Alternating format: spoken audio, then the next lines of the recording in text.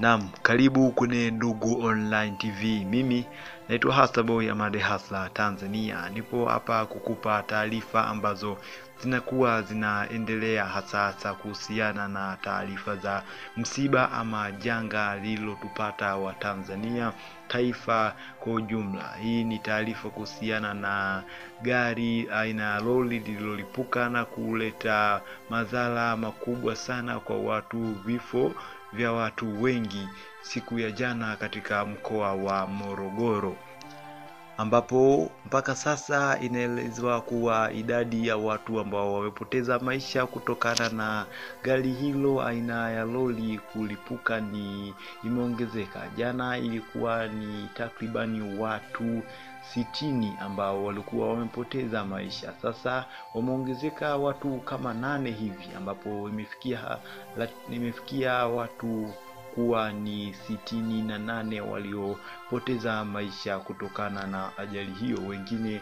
walikuwa wakipoteza maisha yao wanapofika hospitalini kutokana na hali kuwa imekuwa mbaya zaidi kwao. Na sasa waziri mkuu namzungumzia Kassim Majaliwa yupo katika mkoa wa Morogoro akiongoza shughuli nzima ya kutambua miili ya waliopoteza uhai wao katika janga hilo la moto, ambapo anaongoza zoezi hilo la wananchi kutambua miili. Kama ni atafahamika kama ni ndugu na majirani, hivyo ndugu watabidi waende kupiga vipimo vya DNA kwa ajili ya kutambua miili yao kabla hawajaenda kuzika. Na inaelezwa kuwa wengine wapo tayari kusaidiwa kuzika na serikali, miili yao izikwe na serikali wapo tayari, na wengine wapo tayari kuchukua miili yao kwa ajili ya kuhifadhi wao kama wao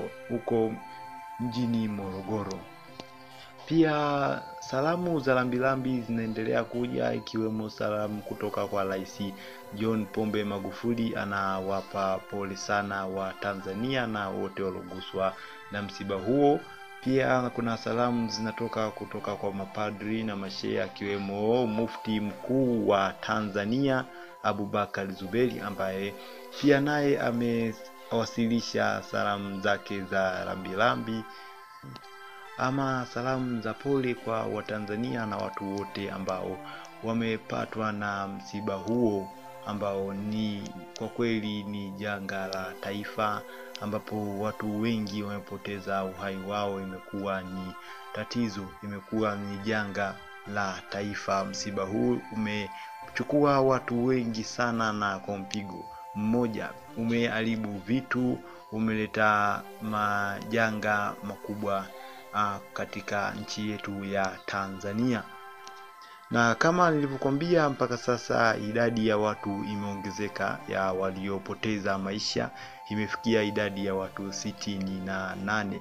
Na ndege iliyochukua miili kwa ajili ya vipimo vya DNA baadhi imepeleka miili hiyo jijini Dar es Salaam, na imefikisha miili hiyo na imepelekwa hospitali kwa ajili ya zoezi ambalo litaendelea la upimaji wa DNA kwa ajili ya kutambua miili ambayo itakuwa bado haijatambuliwa na watu husika ama watu wanaohusika na miili hiyo, ndugu, jamaa na marafiki.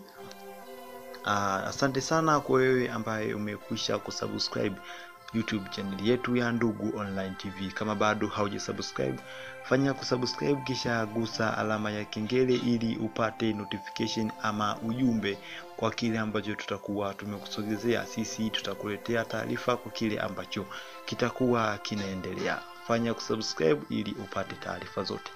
Asante.